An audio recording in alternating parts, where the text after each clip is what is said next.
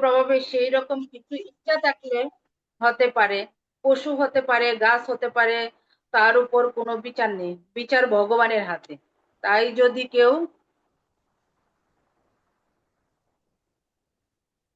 যদি কেউ স্পর্ধা দেখায়, আমি যা ইচ্ছা করব, সে তো চিরকাল বেঁচে থাকতে পারবে না। এই দেহের মধ্যে মৃত্যুর পর ভগবান বিচার করবেন।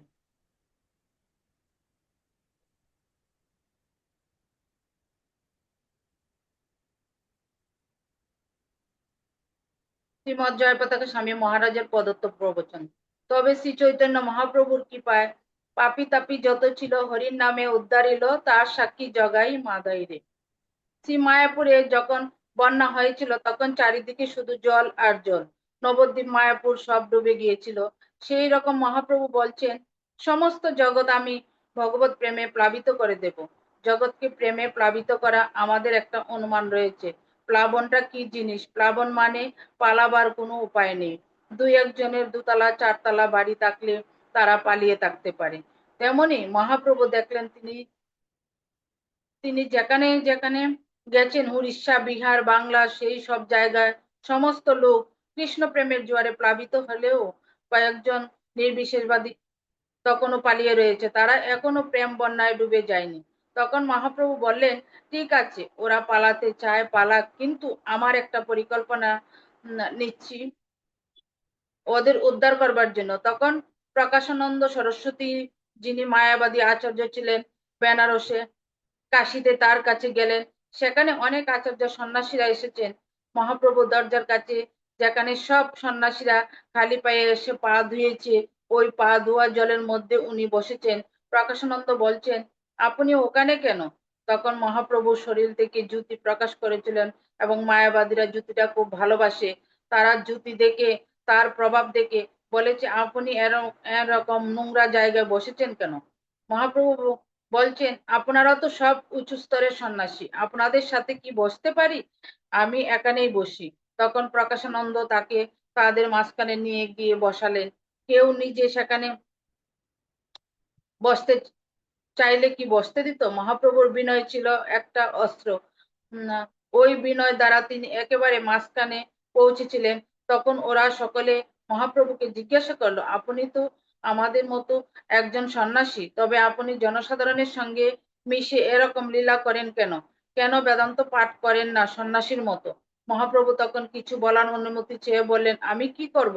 আমার গুরুদেব আদেশ দিয়েছেন, কলিযুগে হরে কৃষ্ণ নামই একমাত্র উপায়। হরেন নাম হরেন নাম ঐব কেবলম কলো নাস্তব্য নাস্তব্য নাস্তব্য গতিরন। হরিনা হরিনামই হচ্ছে এই যুগের গতি। তাই আমি সকলের কাছে সংকীর্তন আন্দোলন করি, আর হরিনাম করতে করতে আমি পাগলের মতো হয়ে যাই, কথা আটকিয়ে যায়, কখনো হাসি, কখনো জ্ঞান হারিয়ে পড়ে যায়। এই অবস্থায় আমি গুরুদেবের কাছে গিয়ে জিজ্ঞাসা করেছি, আপনি কি মন্ত্র আমাকে দিয়েছেন? আমার মাথা ঘুরে যায়। এই হরিনাম করতে কি আমি ভুল করেছি? গুরুদেব বলেছেন, ভুল করবে কেন? এসব তো হচ্ছে প্রেমের লক্ষণ। তোমার মধ্যে ভক্তি আছে বলে নাম করতে করতে তোমার আর মধ্যে এই ভাবগুলি প্রকাশিত হচ্ছে। মহাপ্রভু বললেন, তাই আমি হরিনাম করছি, বলুন এতে কোনো দোষ আছে? তখন তারা বলল, হরিনাম তো ভালো, কিন্তু বেদান্ত সূত্র তো পাঠ করতে হবে সন্ন্যাসীদের। এই সুযোগ যখন মহাপ্রভু পেয়েছেন, তখন আবার বিনয় প্রদর্শন করে তাদের অনুমতি চেয়ে নিলেন।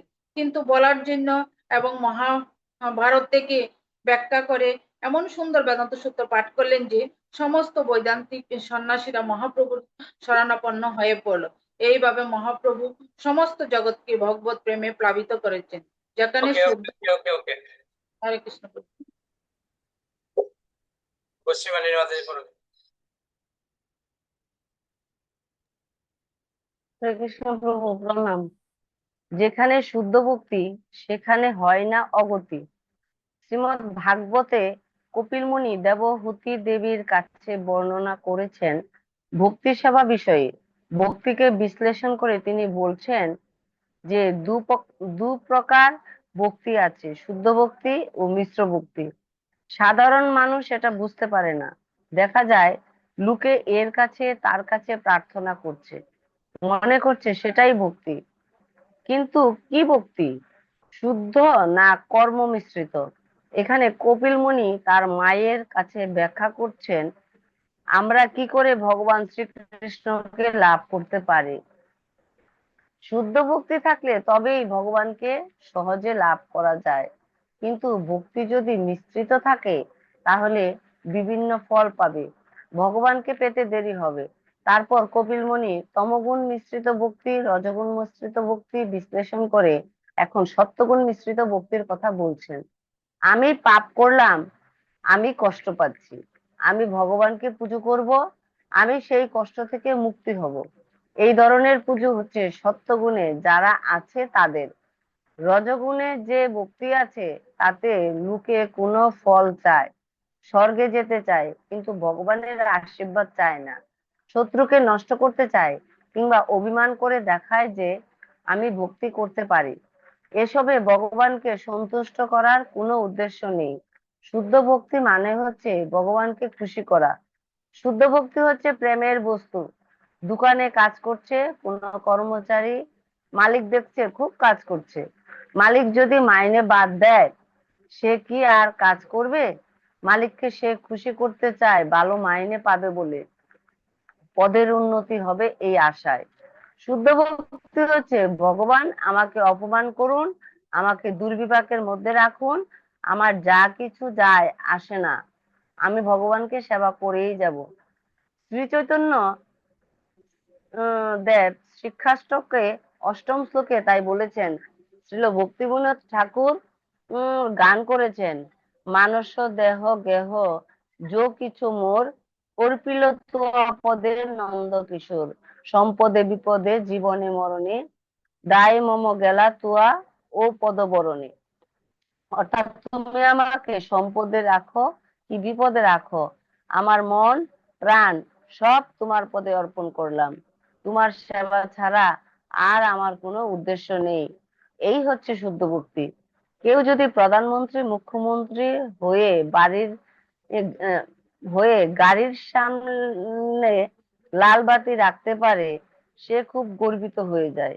একজন প্রধানমন্ত্রী বললেন যখন ওই লাল বাতি জ্বলতো তখন সব গাড়ি পাশ করে রাস্তা করে দিত, খুব ভালো লেগেছিল। কিন্তু কিছুদিনের মন্ত্রী হয়, তারপর লোকে খবরের কাগজে বদনাম দেয় আর অন্য কাউকে নির্বাচন করে। আবার ব্রহ্মা হলে অনেক কাল সম্মানের পদে থাকা যায়, অভক্ত তা চাইতে পারে, তার চেয়ে ভক্তের পেটের যদি একটা কৃমি হতে পারতাম তাহলে সেটি ভালো, ভক্তের গৃহে আমি থাকতে চাইছি, কৃমি হলে আমি মহাপ্রসাদ উচ্ছিষ্ট পাবো, এই কথা আমরা চিন্তা করি না। এই হচ্ছে শুদ্ধ ভক্তি। আমি যেভাবে দিনহীন হয়ে থেকেও ভগবানকে সন্তুষ্ট করব। ভগবানকে সন্তুষ্ট করলে লাভ কি? শ্রীকৃষ্ণ অর্জুন এবং দুর্যোধনকে বলেছিলেন তোমরা সিদ্ধান্ত করো কে আমার সৈন্যকে চাও আর কে আমাকে চাও, আমি যাকে প্রথম দেখবো বিশ্রাম থেকে উঠে তাকে আগে বলার সুযোগ দেব।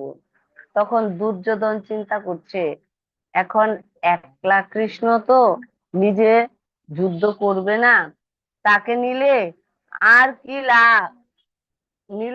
আর লাভ কি? আমি চাই কৃষ্ণের সৈন্য, তাহলে আমি আর শক্তিশালী সৈন্য দিয়ে ভালো যুদ্ধ করতে পারবো। অর্জুন চিন্তা করছে শ্রীকৃষ্ণ না এলে তার সৈন্য আর কি করবে? শ্রীকৃষ্ণ থাকলে সবই আছে, উনি থাকলে সবই মঙ্গল হয়ে যাবে, উনার সৈন্যদের আমার দরকার নেই, শ্রীকৃষ্ণকে আমার দরকার। দুর্যোধন মনে করছে আমি কৃষ্ণের মাথায় কাছে বসবো, উনি যখন বিশ্রাম থেকে উঠবেন তখন আমাকে আগে দেখবেন। কিন্তু অর্জুন ভেবেছে আমি শ্রীকৃষ্ণের চরণের কাছে বসবো, আমি শ্রীকৃষ্ণের চরণের ধুলায় থাকতে চাইছি। শ্রীকৃষ্ণ যখন বিশ্রাম থেকে উঠলেন মাথা বেঁকিয়ে দুর্যোধনের দিকে ফিরে বললেন ও আমি অর্জুনকে দেখছিলাম, বলো তোমার কি চাই? অর্জুন যখন বলল কৃষ্ণ আমি তোমাকে চাই, তাহলে আমার সব সংকট মিটে যাবে। তবে দুর্যোধন ভাবছে, অর্জুনের কি মতিভ্রম হলো? জড়জগতের মানুষ বুঝে না যে শ্রীকৃষ্ণকে যদি পায় সবই তো পাওয়া হয়ে গেল। শ্রীকৃষ্ণকে বাদ দিয়ে তার পরিবর্তে কি চাইছে? পয়সা দাও, এটা দাও, ওটা দাও। কিন্তু সমস্যা তার থেকেই যাবে। যারা শ্রীকৃষ্ণকে পাচ্ছে তাদের হৃদয় নির্মল হয়ে প্রেম লাভ করে। তখন তাদের জীবন এমনকি আনন্দময়। শ্রীকৃষ্ণ বলছেন, যেটা তোমার আছে আমি রক্ষা করব, আর যেটা তোমার লাগবে আমি দিয়ে দিব। কিন্তু সেটা কাকে? যারা শুদ্ধ ভক্ত, শ্রীকৃষ্ণের উপর নির্ভর করছে, যারা পূজা করে, এটা দাও আরে ওটা দাও, ওটা দিলে খালাস হয়ে যাব, আমি এতটুকু পূজা করলাম, এতটুকু চাইলাম, শ্রীকৃষ্ণ দেবেন। কিন্তু এখন দিতে পারেন, পরে দিতে পারেন, নাও দিতে পারেন। আবার অনেক সময় দেখা গেছে শ্রীকৃষ্ণের পূজা করলে কতটা দেবেন শ্রীকৃষ্ণ বুঝে দেবেন। শ্রীকৃষ্ণ তো ভক্তকে নষ্ট হতে দিতে চান না। যেমন যদি মাকে বলো, আমাকে চাকু দাও, আমি খেলা করব, মা চাকু কি দেবে খেলা করতে? কখনো দেবে না। ওকে ওকে ওকে যেমন ধ্রুব, হরে ঠিক কৃষ্ণ আছে, ধ্রুব। শরীরুল্লাহ মাতাজি পড়বে।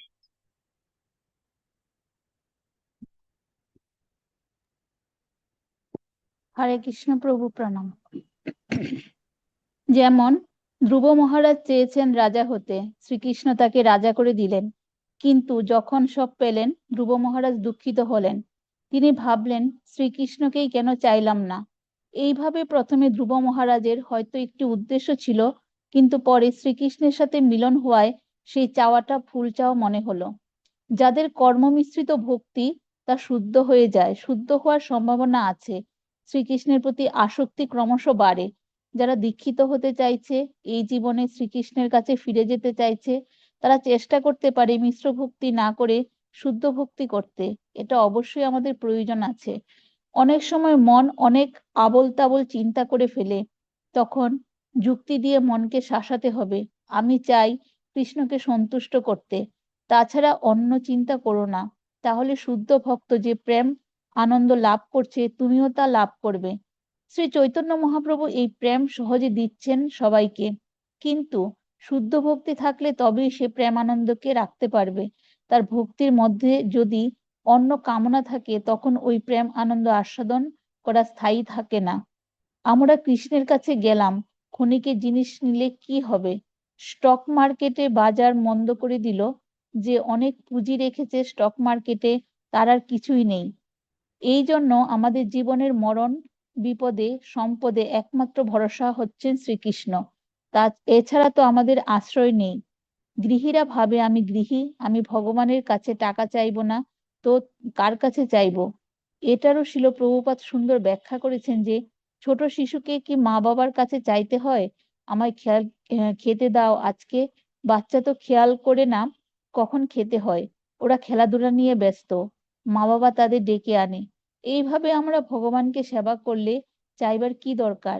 আমরা নিজেদের ভালো মন্দ ভবিষ্যৎ এতটুকু আর বুঝতে পারি, কতটুকু আর বুঝতে পারি?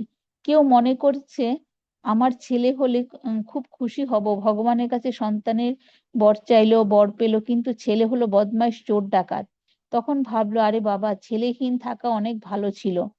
মালয়েশিয়াতে এক পরিবার ছেলে চাইছে, আমি ভক্ত হব, বাবা মা বলছেন আর 2 বছর শিক্ষা দেব, তারপর বিয়ে। তখন তোমাদের সাথে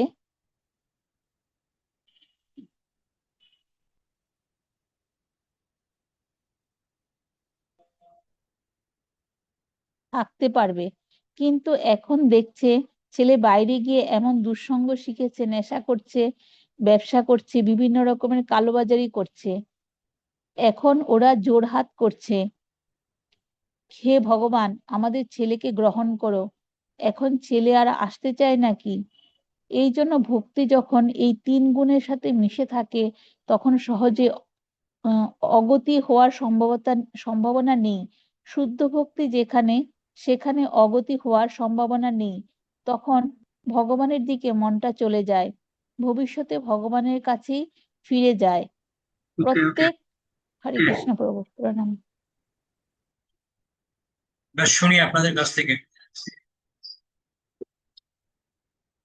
কার কোন পয়েন্টে ভালো লাগবে। তারপরে মাতাজি বলেন। হরে কৃষ্ণ প্রভু প্রণাম। প্রভু বলে এইটা জায়গাটা খুব ভালো লাগছে। কুম্ভ স্নান করতে গেলে আমরা ঋষিতুল্য ভক্ত সঙ্গ করার সুযোগ পাই, আবার প্রচার করারও সুযোগ। এটা একটা বড় সুযোগ, এটা ভালো লেগেছে। আর কপিল মুনি যে মায়ের কাছে ব্যাখ্যা করেছেন যে কিভাবে ভগবানকে পাওয়া যায়, তো মা বলেছিলেন কি যে শুদ্ধভাবে যদি ভক্তি করো তাইলে ভগবানকে পাওয়া যায়। ভগবানকে পাওয়া যায়, ভগবানের খুশি করা, মানে ভগবানকে খুশি করলে ভগবানকে পেয়ে যাবে। আর শুদ্ধ ভক্তি হচ্ছে প্রেমের বস্তু। হরে কৃষ্ণ। হিমালয় মাতাজি। হরে কৃষ্ণ প্রভু প্রণাম। আমার ওই জিনিসটা ভালো লেগেছে যে ওই দুর্যোধন আর অর্জুন মানে যুদ্ধ করছিল। দুর্যোধন ভাবছে আমি আমি কৃষ্ণকে পেলেই আমার হয়ে যাবে, আর দুর্যোধন ভাবছে কৃষ্ণকে নিয়ে আমি কি করব, কৃষ্ণের সৈন্য নিয়ে যাব। মানে এটা হচ্ছে ভক্ত আর ইয়ের মধ্যে ডিফারেন্স। কারণ ভক্তরা তো মানে কৃষ্ণকে একটা সাধারণ মানুষ ভাবে, আর ভক্তরা ভাবে যে আমার কৃষ্ণ থাকলে সবকিছুই হয়ে যাবে। হরে কৃষ্ণ প্রভু প্রণাম। হিমালয় মাতাজি। হরে কৃষ্ণ প্রভু প্রণাম। বলছি প্রভু, একটু আগে যে বললাম না যে একটা বাচ্চাদের কোনো কিছু চাইতে হয় না, মা বাবার কাছে মা বাবা নিজেরাই বুঝে যায়। ভগবানও সেরকম। যখন শুদ্ধ ভক্তি করে তখন ভগবানও সেটা রিয়েলাইজ করতে পারে যে তার কি প্রয়োজন আছে। সেটার জন্য ভগবানের কাছে কিছু চাইতে হয় না। তারপর ওই যে একটা সন্তান চাইলো কিন্তু সন্তানটা যে খারাপ হলো, যে সেই জিনিসটা আর কি চাওয়ার প্রয়োজন হয় না। ভগবান যেটা ভালো মনে করেন সেটাই ভগবান দেবেন। হরে কৃষ্ণ প্রভু। ওকে, অনেক ধন্যবাদ সবাইকে। তাহলে আমরা এখানে শেষ করি। পঞ্চা কল্পতরুভ্যশ্চ কৃপা সিন্ধুভ্যেব চ পতিতানাং পাবনেভ্যো বৈষ্ণবেভ্যো নমঃ। আনন্দগুলো বৈষ্ণব বৃন্দ কি জয়, জয় গৌর প্রেমানন্দে হরি।